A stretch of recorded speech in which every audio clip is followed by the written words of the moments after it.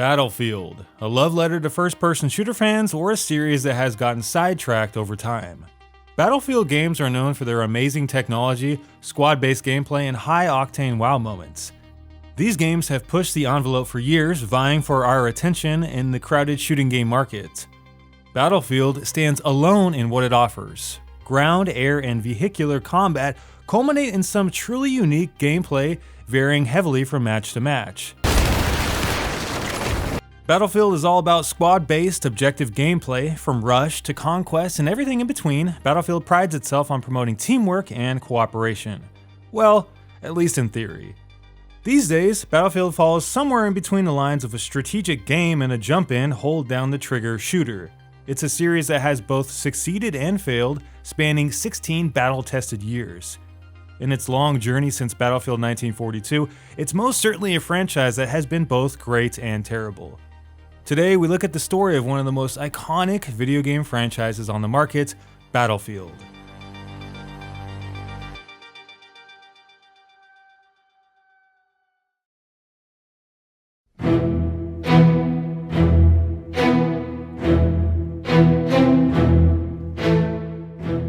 The best part about Battlefield games is that anything can happen.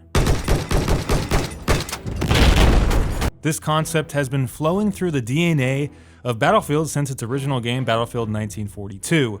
Prior to 1942, most online shooting games focused on individual combat.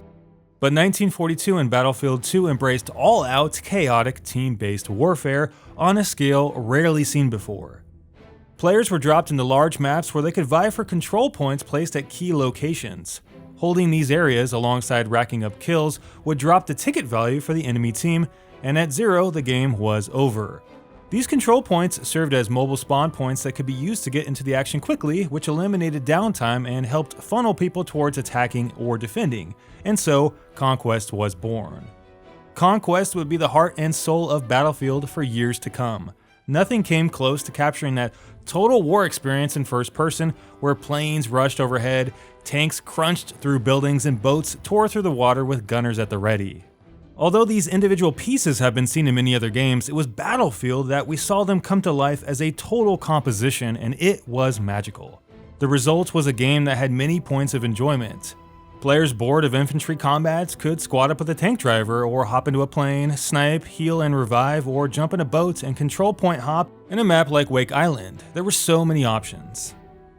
As with 1942 and future games, a class system would personalize the experience for players. Although each game featured different classes, they would all boil down in the same fundamental way: sniper, assault, engineer, and medic thrown somewhere in between.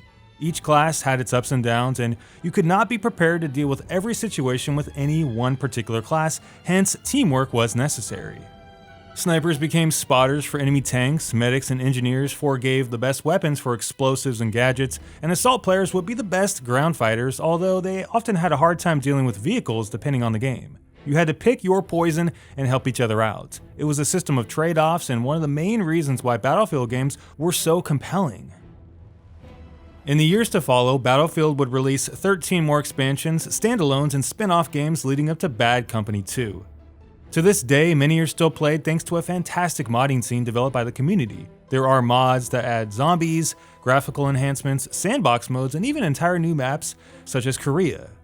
By Battlefield Bad Company 2, DICE had established a great franchise that was exciting, yet still chasing the successes of other franchises such as Call of Duty. Battlefield Bad Company 2 and Battlefield 3 would change this though. Bad Company 2 was a fan favorite, that's for sure. It was a true advancement of technology, sound, and destruction, and plus, it was a whole lot of fun. The multiplayer maps were polished and diverse, the progression was fair and engaging, and the single-player campaign was actually pretty good. In a surprising move, DICE took the very light-hearted, not-so-serious route, something that future games should have paid attention to. It was good, down-home fun. The game also looked incredibly amazing thanks to the new Frostbite 1.5 engine. Just coming over this hill for the first time in the opening level was drop-dead gorgeous. Destructibility was back in a big way. DICE encouraged us to disintegrate Bad Company 2, the all-out war and destruction obliterating each map. Players were forced to create their own forms of cover as buildings crumbled to the ground and terrain was decimated. In the aftermath, levels like White Pass were reduced to nothing but a smoking, fire-ridden husk of their former glory. From snow to desert to lush jungle, the range of locations were rich and vast, as was the quality of gameplay and its progression. Maps were built specifically for Rush or Conquest, and that tailored level design made Bad Company 2's maps some of the best of the best. Bad Company 2 ended up being a massive success and would top the sales charts in many regions. It would be the highest selling Battlefield game yet, however, it would be dwarfed in popularity by the upcoming juggernaut of Battlefield 3.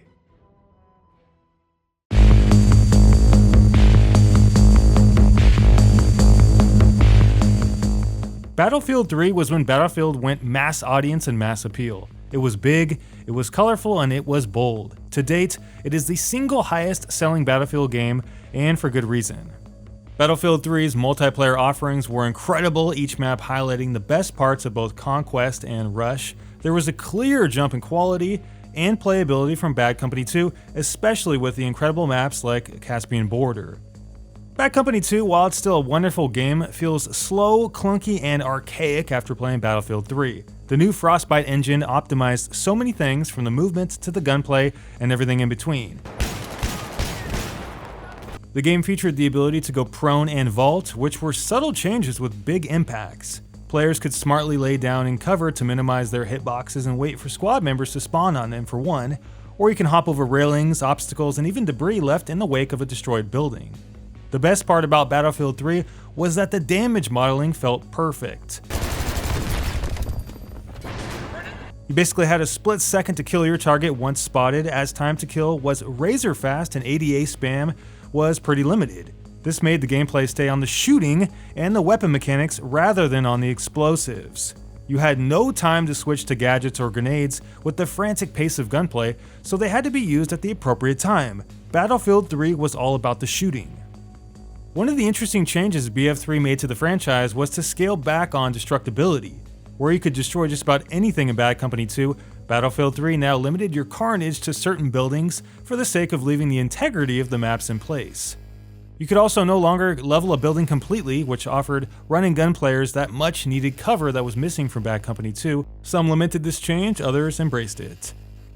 This would be the same for its application interface. Battlefield 3 now required you to launch from a program called Battlelog in the browser.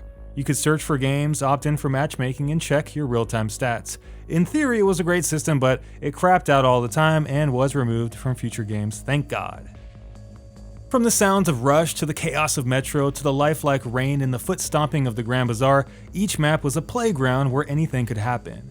The best part about Battlefield 3 were those holy crap moments.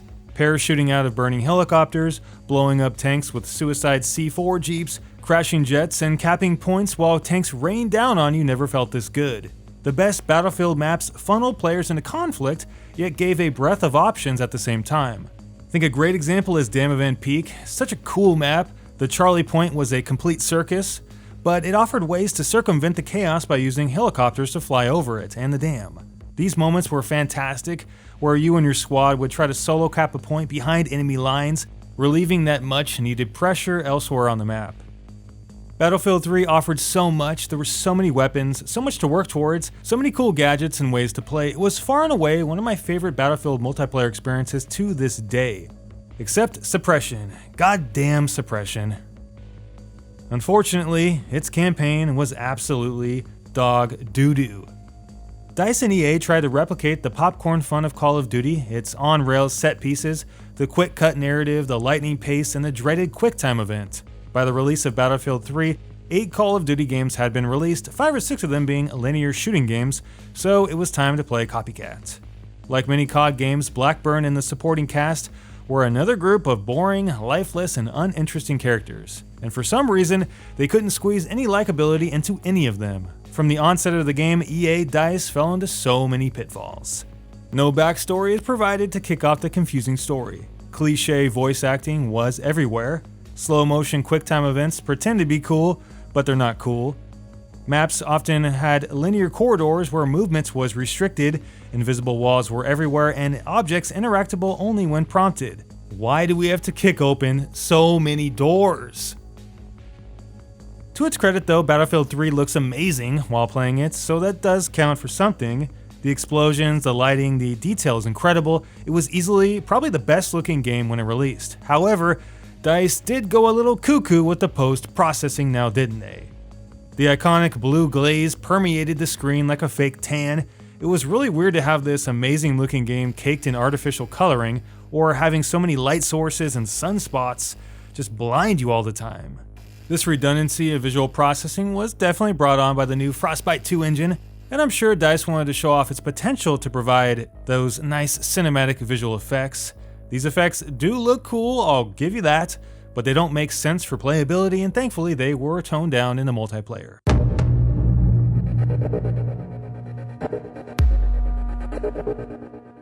Coming off the amazing Battlefield 3, Battlefield 4 was highly anticipated. Unfortunately, the launch of this game was an absolute travesty. For those who attempted to play Battlefield 4 within the first few months, you know what I mean. It took DICE an entire year to fix the badly optimized engine, the crash your system all day netcode, and the horrible bugs. An entire year of headaches for the entire player base. It was also the time of the Premium Pass and the dreaded 4 Money Battle Pack, marred with so many issues. It was almost insulting that EA was asking players for more money while the game was still in a half-finished state. We were met with the classic, if you don't want to grind stuff, then you can just buy it. Unfortunately, these battle packs did include items to give you a tactical advantage, accessories, attachments, and experience accelerators. You could basically kit yourself out with paid attachments on day one. With so many slots for customization, including barrels, grips, blinding flashlights, and scopes, it was a big deal to get a lot of people pissed off. Many would also argue that Battlefield 4 wasn't a true sequel given how similar it was to BF3. It basically played the same, it had the same modes, and even shared most of the same guns. Is that enough to constitute a new game that asks players to drop $100 or more for all of its content? But after years of DLC, fixes, and additions, Battlefield 4 is far and away the greatest Battlefield experience to date. It took the fantastic Battlefield 3 template and stuffed it full of new maps, amazing vehicles, compelling gameplay, and a slicker feel. Dynamic maps like the Siege of Shanghai and Parcel Storm are incredible, changing from a peaceful sunny island to a raging torrent of dark water halfway through the match. Buildings would fall from the sky, the sense of scale was unbelievable, war enveloped each beautiful map, and the audio engineering was best in class. If you ever wanted to have some chaotic fun in a first-person shooter, Battlefield 4 is where it's at. But it also had a big problem.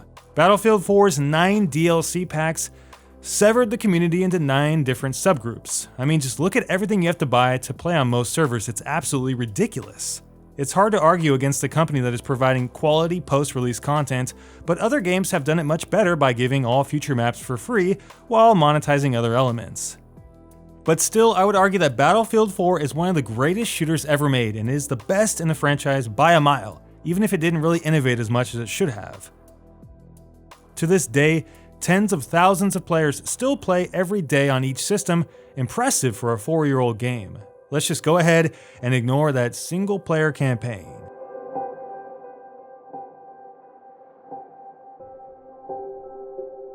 For the sake of time, I will be ignoring Battlefield Hardline, which I believe to be the irrelevant red-headed stepchild of the series.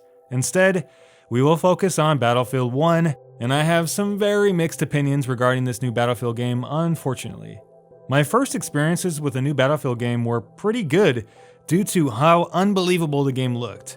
The historical setting of World War I was captivating. Levels weren't just square boxes, they made sense, they had rolling hills, trenches, and cover, they felt like they could be real places. But in terms of the actual gameplay, Battlefield 1 is not a fun experience. I really wanted to like this game, and I was really excited about this new application of historical warfare. In the words of Daniel Berlin, lead designer, Battlefield was supposed to be quote-unquote rooted in history. However, the real-world application of this World War I game somehow got very much lost in translation. Battlefield 1 is an incredibly fast game, probably the fastest game in the entire series, and you could argue that it's not very historically accurate. It's an action game with a World War I paint job. You know, taking liberties to make a game more enjoyable is all fine and dandy, but Battlefield 1 seems like it maybe just took it too far. Automatic weapons and machine guns run rampant, snipers can kill you from across the map with pinpoint accuracy, and you die from grenade spam all the time. The historical accuracy is lost when you consider Battlefield 1's basic game premise: run as fast as you can between objectives, shooting everything you see. It's a run and gun game, albeit a beautiful one, that feels so arcadey. You can pick up sentry kits and flamethrowers that pop out of thin air, you can run on top of blimps, carry more explosives than is humanly possible, and tear entire teams in half with overpowered behemoths. And remind yourself, those behemoths punish people for being good at the game and reward people for being bad. It's just ass backwards. The result is a game that is incredibly chaotic and out of place in what was supposed to be a return to the old design of Battlefield. Remind yourself that Battlefield 1 was supposed to be, quote-unquote, rooted in history. If you're gonna go back and do World War I, I think you've got to commit to overhauling the principles of the game. Give us trench warfare, historical battles that aren't reskinned conquest, and create a more realistic gameplay experience by toning down this incredibly crazy pace. I love Battlefield, but I'm also as critical on it as I would be with any other franchise. I'm just saddened at how Battlefield 1 turned out, and I continue to be underwhelmed as I continue to go back to it. What the future holds for this franchise is unknown. I can only hope that the next installment of Battlefield just blows me away. 3, 2, 1. Thanks for watching, guys. Feel free to comment below and share your thoughts with Battlefield's legacy so far. And if you'd like to support this channel further, you can visit us on Patreon at patreon.com/downwardthrust. Have an awesome day, guys, and we'll see you in our next video.